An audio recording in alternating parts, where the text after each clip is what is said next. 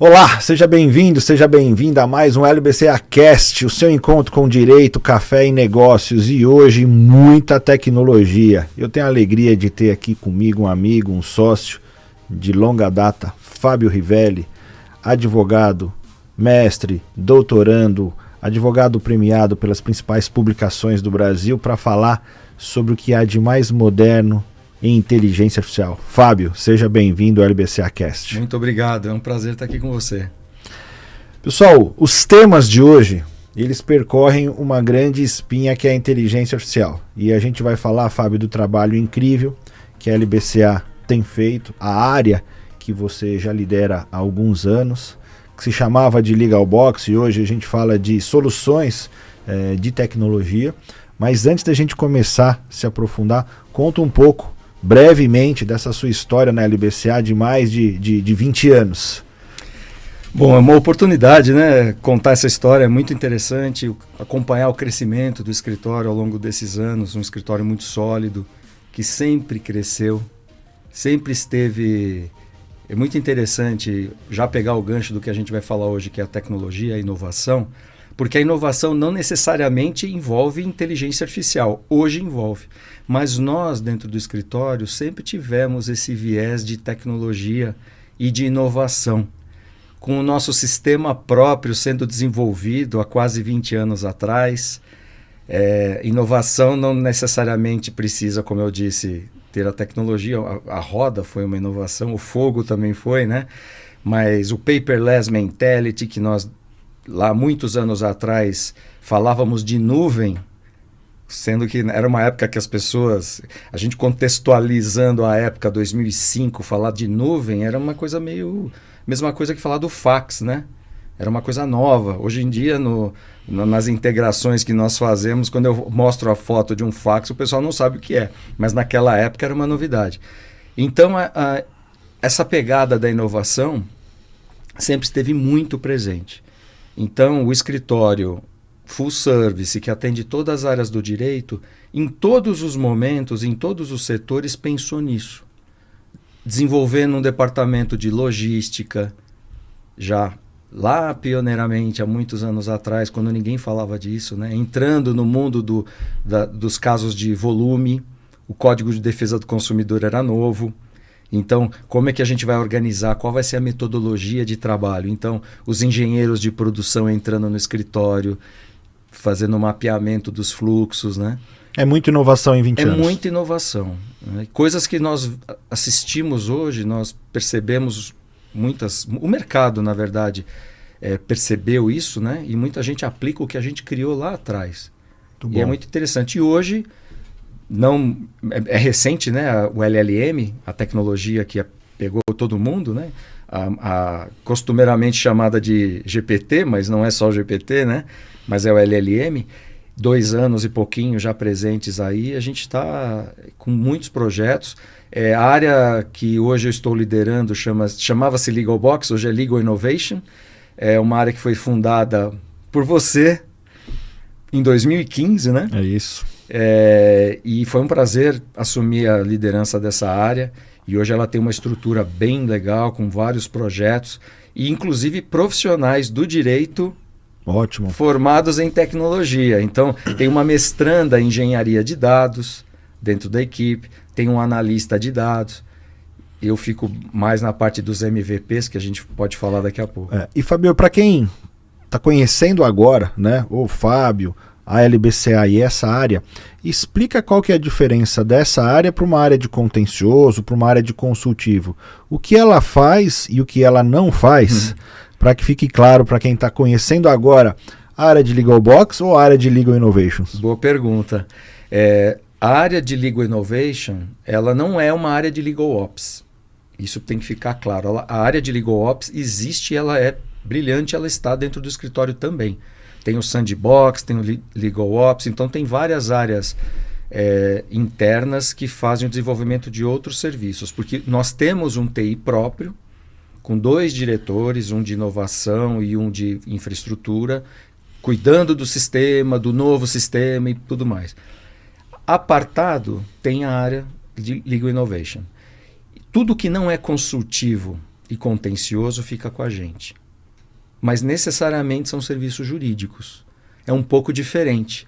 São serviços que ajudam ao desenvolvimento da performance dos clientes. Deixa eu ver se eu entendi. Não é nem de contencioso nem de consultivo. Se um cliente tiver um problema, por exemplo, com a sua base de processos judiciais, de depósitos judiciais, fazer a auditoria e o levantamento, está dentro dessa área? Está dentro dessa área. Bom. Ou seja, não é o serviço contencioso nem consultivo, mas participa dos dois, com projetos específicos para resolver os problemas, as dores que a gente fala, né, dos departamentos jurídicos desses setores. Então pode ser do consultivo e pode ser do contencioso também. É interessante que a auditoria de depósitos, a área tem muita experiência com isso e sempre fez esse trabalho muito antes da tecnologia. O que mudou agora foi o método. O que mudou é que agora nós temos a inteligência artificial, que otimiza o trabalho e ele dá muita assertividade. Né? E historicamente a LBCA também tem muitos projetos relacionados à desjudicialização, redução de carteira de processos. E existem trabalhos sendo feitos por essa sua área, que você hoje gerencia, relacionados à negociação, mediação? Sim, dentro da equipe, a área de Legal Innovation tem 2 sócias, e cada sócia com a sua equipe específica, e os serviços são separados. Então tem uma área específica que é liderado pela Ana, que cuida exclusivamente de soluções voltadas para a mediação. Então tem projetos especiais de mediação, que você envolve um time especializado para ser mobilizado em determinada situação, dependendo do nicho do setor desse cliente. Então tem uma equipe, por exemplo, especial que, se for acionada, como se fosse um botão vermelho, as pessoas já sabem o que elas têm que fazer. Então pode ser sexta-feira, às 6 horas da tarde, acionou esse botão, a pessoa sabe que tem que sair da casa dele e ir para o fórum, por exemplo. Né? Ou em atender alguma demanda específica. Em paralelo tem os mediadores especializados, que são advogados. Né? Tem tecnologia também, né? Tem um agente virtual, que otimiza muito o trabalho, que tem uma conversa natural. Não é aquela conversa clique 1 para falar com o atendimento. Não é um chatbot. Não é um chatbot. É humanizado. É humanizado. É um chatbot, mas é humanizado. E o que significa isso? Existe uma gestão, e é importante isso, sempre tem que ter o ser humano. Não é a máquina sozinha. Tem um painel com o gestor, que ele acompanha tudo que está sendo feito. Então, pensando na prática, você tem lá 2.000 casos para você fazer uma negociação. Tradicionalmente, você coloca um monte de gente para ligar. Né? Então, imagina o custo de pessoas que erram, que ficam cansadas e tudo mais. E se eu colocar um chatbot para disparar os contatos desses 1.000 casos que eu preciso negociar em 3 segundos. E o retorno vem automaticamente. Você tendo uma alçada pré-estabelecida, olha o tempo e o gasto que você consegue, e você consegue performance também para o seu cliente, né? Sim, sem dúvida. Que você, com certeza, no mínimo 30% a mais de acordos você vai fazer. Muito bom. Bem, até aqui nós falamos como nós chegamos em 2025, com muita inovação, tecnologia, mas de repente a sociedade tem sido chacoalhada pelos LLMs, pelas inteligências artificiais, pelas bibliotecas, né? E por essa sopa de letrinhas e siglas. E aí chega a inteligência artificial, Fábio. E com certeza, com toda a história e cultura da LBCA, novos produtos, novas soluções, e a área é reconfigurada nesse sentido para atender às novas necessidades dos clientes. Eu quero que agora você conte, exemplificando 2, 3 produtos, soluções da LBCA com utilização de inteligência artificial, mas os mais recentes. Eu sei que tem coisa antiga, né, premiadas já, como a gestão de testemunhas, mas que ficou lá atrás, no sentido que é uma tecnologia já um pouco mais antiga, se é que a gente pode dizer, uma IA que tem 5 anos. E hoje, o que há de mais moderno sendo desenvolvido pela LBCA nessa frente? Maravilha. Olha, antes esclarecer um ponto, né? Nós temos mais de 60 soluções já desenhadas, com protótipos e tudo mais. Mas o que acontece? Por ser um escritório de advocacia, o nosso serviço é jurídico. Nós não vendemos software. Então não tem assim uma ferramenta pronta que o cliente precisa contratar. É diferente. Não é o foco, o nosso negócio é outro. Eu tenho que atender o cliente. Então, muitas vezes, se eu tenho 50 soluções, hoje, amanhã conversando com o cliente, talvez eu tenha 51. Ele tem uma necessidade muito específica que a gente precisa criar alguma coisa para ajudá-lo. No contencioso e no consultivo. Então, essa é a diferença. E com muita agilidade, porque tem que ser rápido. Não dá para um departamento jurídico hoje, que tem suas metas e tem seu orçamento, pensar, às vezes, em trocar de sistema, customizar. O custo é muito alto dessas coisas. O nosso não é diferente. Eu tenho que atender o meu cliente, que eu já tenho, né? E os novos que precisarem de alguma solução. E, obviamente, sempre abertos a novas carteiras e novos serviços de consultivo, né? Esse é o propósito, é o nosso negócio, né? Então, saindo desse parênteses, né? Hoje a gente tem trabalhado muito com duas tecnologias, o Docklin e o RAG. Importante, eu sou usuário e eu fico muito voltado para os protótipos. Mas para chegar nisso eu tive que aprender a programar também em Python. Então, uma habilidade nova de uma pessoa com mais de 50 anos. Utilizando essa habilidade hoje, eu me sinto com 20, só que com a cabeça de 50. Né? Essa é a diferença. Para quem é novo... Ainda bem que você falou, porque eu não ia te dar mais de então, 50. Eu sei que eu aparento um pouco menos, né? Uns 15 a menos. É mais de 50, na verdade. Bem mais. E, olha, ele me deixou até acanhado agora. As soluções, você ia contar as soluções da inteligência artificial. Não, então, o que acontece, né? Para o jovem é um incentivo, porque incentiva ele a estudar. Porque a ferramenta hoje em dia, sempre foi assim, né? Mas hoje está muito claro isso. O GPT não é o seu assistente, o seu psicólogo. Hoje ele é usado naturalmente para as pessoas perguntarem coisinhas para ele, mas não é isso. O LLM é uma ferramenta poderosa. Eu vou falar do RAG e do Docklin. Então o jovem tem que estudar, tem que continuar estudando, tem que aprender, porque só com a experiência você consegue saber onde você vai aplicar a tecnologia. E quem já tem experiência, e eu me deparo todos os dias com os diretores e gerentes jurídicos super experientes, eles têm uma dor, que essa dor só uma pessoa experiente saberia identificá-la para que uma ferramenta pudesse resolver. Não sei se eu fui muito claro. O RAG é uma espécie de repositório que você pode usar ele assim, é infinito. Como a criação é própria, o RAG é basicamente um banco de dados que você usa a tecnologia do LLM, que é a linguagem da inteligência artificial, que vulgarmente se fala GPT, mas tem o Claude, tem dezenas aí, Gemini, tem Copilot, né? Cada uma com a sua função e uma é melhor para uma determinada função, outra para outra. O RAG basicamente faz uma consulta dentro dessa base. Mas aí você vai falar assim, peraí, mas e se eu pegar e colocar, por exemplo, um contrato no GPT, ele não vai responder? Basicamente, a ferramenta serve para você responder perguntas dos seus documentos. E aí a pergunta será, normalmente é essa pergunta, né? Mas eu vou pôr no GPT, ele vai responder. Duas coisas. Ele pode responder, com certeza, ele vai responder alguma coisa, só que se ele não sabe a resposta com certeza absoluta, com precisão, ele vai consultar a base de dados que ele tem e vai trazer alguma resposta. Esse é o problema que a gente encontra no mercado quando a gente descobre, quando a gente fica sabendo de algum escândalo. O GPT alucinou, o LLM alucinou, criou um processo, criou uma jurisprudência, inventou, porque ele não sabia, ele colocou. O usuário perguntou, traga uma jurisprudência que faça eu ganhar esse processo. Ele não achou, ele fez uma.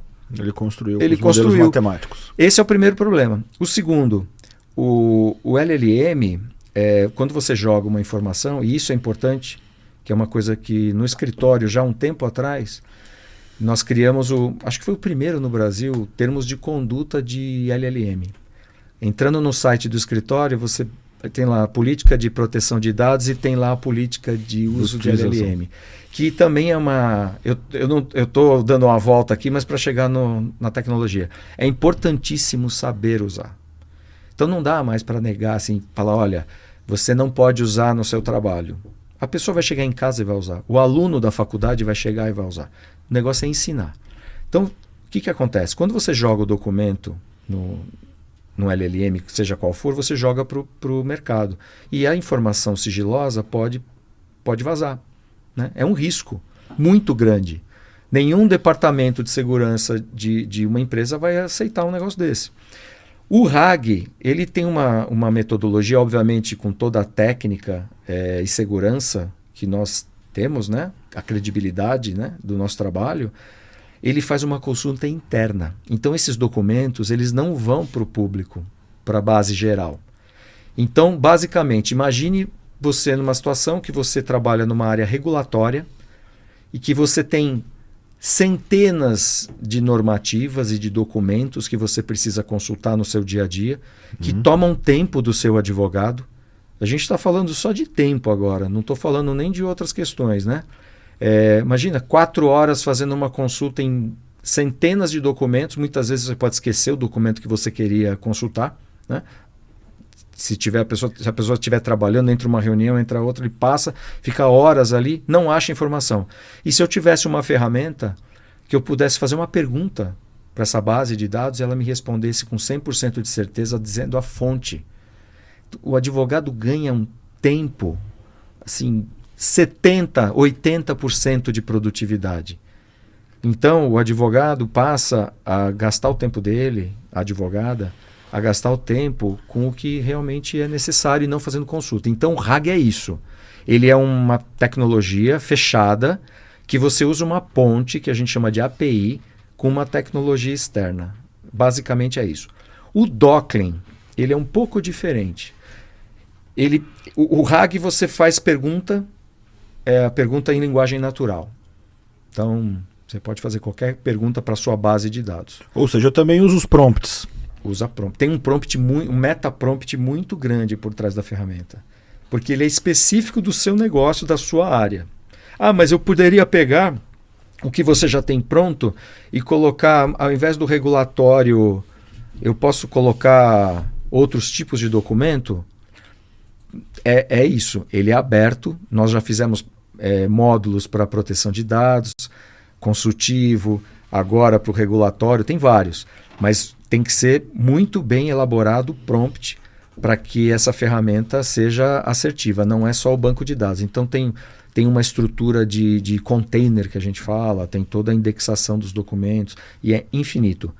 E importante, como é nosso, assim, absolutamente customizável, mas diferente da customização que a gente está acostumado no mercado, que tem que entrar numa fila de espera, que vai levar meses e vai custar às vezes é uma perguntinha, uma alteração rápida, em 2 dias a gente resolve. Né? Essa solução do regulatório tem algum nome específico? Lex regulatório. Nós nominamos, né, Lex, a linha Lex tem várias. Né? Tem o RAG. Esse é bem legal. É um RAG com todas as... Foi feito por uma empresa, um protótipo muito legal, que ele tem lá Código de Defesa do Consumidor, Código Civil, Constituição, uma série de regulamentos e leis, as principais teses de defesa dessa empresa e um banco de dados com resultados da base mesmo. Olha só, se chegou uma inicial hoje, acabou de se descobrir que tem uma inicial contra a sua empresa.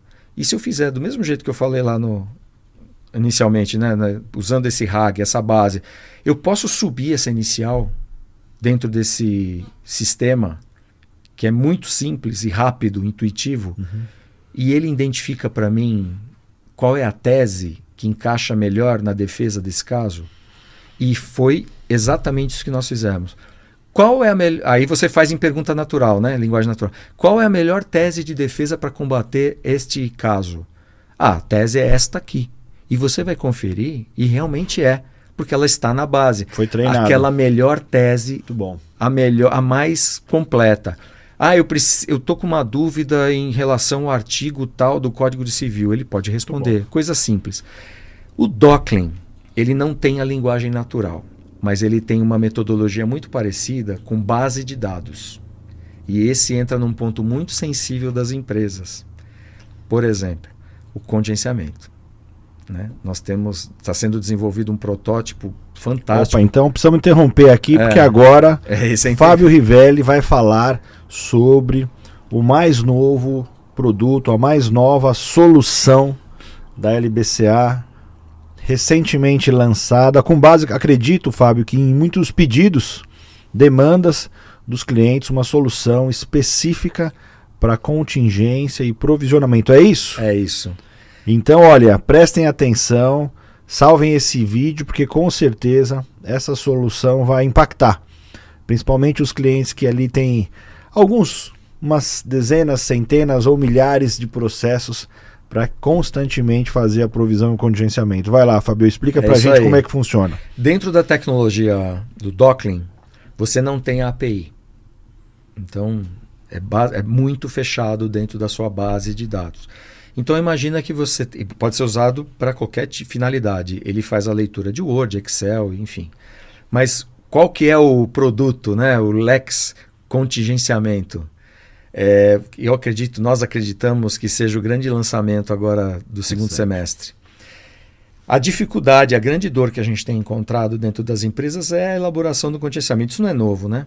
Você criar o seu contingenciamento, você perde uma semana, 2 do escritório, dos advogados, pegando uma base de Excel, puxando do seu sistema, fazendo PROC-Vs e aquela loucura, né?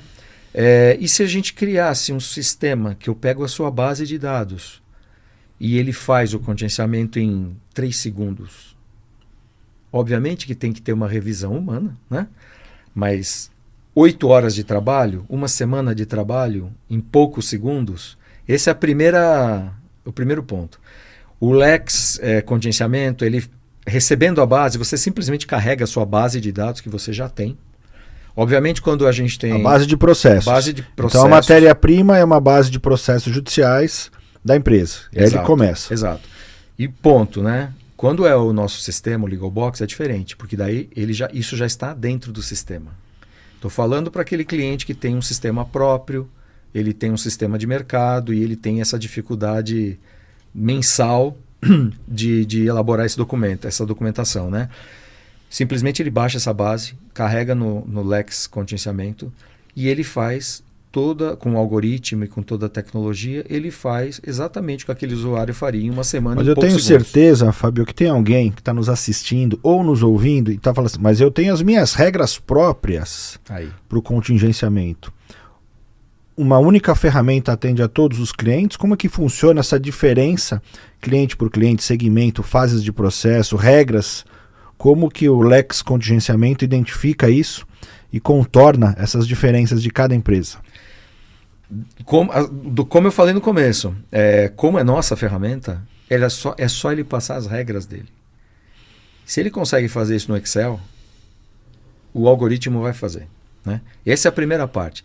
Mas o grande pulo do gato aí dessa ferramenta não é só isso. Isso aí otimiza seu dia a dia, você ganha tempo, o que você levaria uma semana, talvez você leve 3 horas fazendo uma revisão, um pente fino, né? Porque dentro da ferramenta, quando ele faz a leitura, ele identifica outliers também. Então, a média de casos, por exemplo, às vezes um critério de experiência, que você pega a média de casos encerrados, puxa, a média está dando mais ou menos 100 mil reais e tem um caso de 1 milhão. Será que alguém digitou errado e pôs um 0 a mais? Ou é realmente um caso fora da curva? Que ele muda toda a estatística, né? Então, isso também ele sinaliza. E o usuário pode calibrar também. Né? Okay. Ele pode calibrar quando ele sobe a base. Mas o grande lance é o seguinte, quando você sobe a sua base e ele gera o seu próprio contingenciamento, nós desenvolvemos uma metodologia que ele gera mais 2 contingenciamentos paralelos e comparativos numa tela em outras metodologias. Isso é legal, porque você como gestor acompanha a evolução do seu contingenciamento e valida se a sua metodologia é a melhor. Então suponha, eu uso o critério FASB, eu tenho lá todas as regras de percentuais em cima, eu não provisiono, eu provisiono só o que é provável, né? e tudo mais. Só que aí eu quero fazer uma comparação esse mês.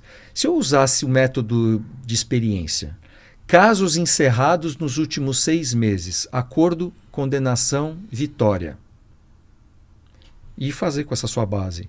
Puxa, rapidamente ele vai poder comparar. Ele compara, olha só. Muito bom. Olha só, o meu contingenciamento está ok, porque aquele lá ficou um pouco mais caro. Mas e se eu fizer um critério, um terceiro critério? A média de encerramento, os últimos 12 meses, experiência também, ao invés de pegar encerrados, acordo, vitória e tal, com o resultado, né? Eu pego por causa. Olha só que refinamento. Aí o usuário só calibra quais são as causas, né? Então suponha, artigo 18 do Código de Defesa do Consumidor, ele tem uma média. Aí você fica muito cirúrgico. E a média, se eu considerar, quando for um caso artigo 18, o contingenciamento neste critério de experiência, talvez a provisão seja menor. Opa, eu consigo economizar 10 milhões de reais na minha empresa. Muito bom.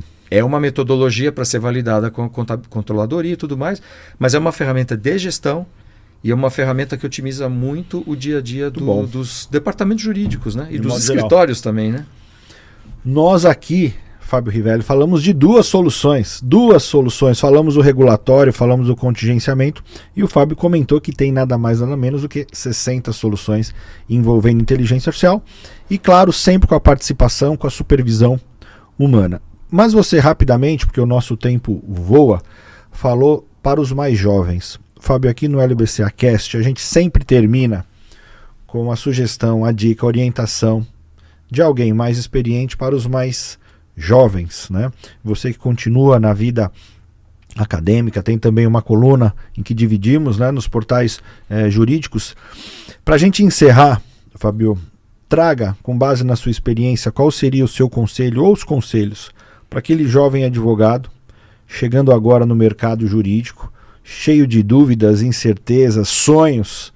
O que você diria para ele, para esse advogado ou advogada recém-formado? Ótima pergunta também, Ricardo, porque eu gosto muito de falar sobre isso, né? Você falou do jovem advogado e eles têm hoje um trunfo na mão, e a gente está vivendo, nós todos estamos vivendo um momento ímpar, assim, no mundo, né? Porque essa tecnologia, ela realmente destravou muitas coisas, né? Não é nem questão de ser disruptiva, ela destravou. E praticamente é como se fosse assim, o mar invadiu e ele deixou todo mundo no mesmo nível. É interessante essa analogia, né? Então é como se fosse um tsunami. Ele vem, antes tinha os níveis, agora ficou todo mundo igual. Para o mais experiente, é muito bom, porque se ele acordar e usar a experiência dele e aprender a mexer com essas tecnologias, ele vai ser diferenciado. E o jovem, eu aconselho o seguinte: sempre continuar estudando. Porque a qualificação técnica do advogado, ela não pode deixar de existir. Isso é básico. Então não é para abandonar, não é para usar o LLM perguntando consultivo, sendo que você é especializado em contencioso. Não é para isso, é outra coisa, é você saber e utilizar a ferramenta em benefício próprio para otimizar seu trabalho. Para aprender isso, eu como usuário, trazendo a experiência, eu acho que aprender a linguagem Python é interessante nos conceitos. Porque o Python hoje é a linguagem da inteligência artificial. Só que isso muda. Eu não sou da área de TI, eu sou advogado. O que a gente precisa saber são os conceitos. Tem dezenas de cursos grátis, vídeos no YouTube. No TikTok tem uma moçada trazendo novidades todos os dias. É claro que a gente tem que filtrar, né? Obviamente. Mas com a experiência, você tendo na cabeça a solução que você tem que aplicar e sabendo, você tem que começar a mexer com isso. Então você tem que fuçar e tem que ser interessado. Muito interessado. Não é assim, igual aquela coisa imediatista. Eu mexi aqui e já estou sabendo. Não, você tem que aprender os conceitos, tem que começar a mexer, mas não se preocupe, você não precisa ser um programador de Python. Você tem que ter o conceito. Porque Python é a mesma coisa que você entrar naquelas escolas de inglês, você fica 10 anos e você não sai falando inglês, só quando você for fazer o intercâmbio. Então, basicamente, o estudo de tecnologia é o intercâmbio. Muito bom. Em 3 meses você pega se você começar a mexer e se interessar.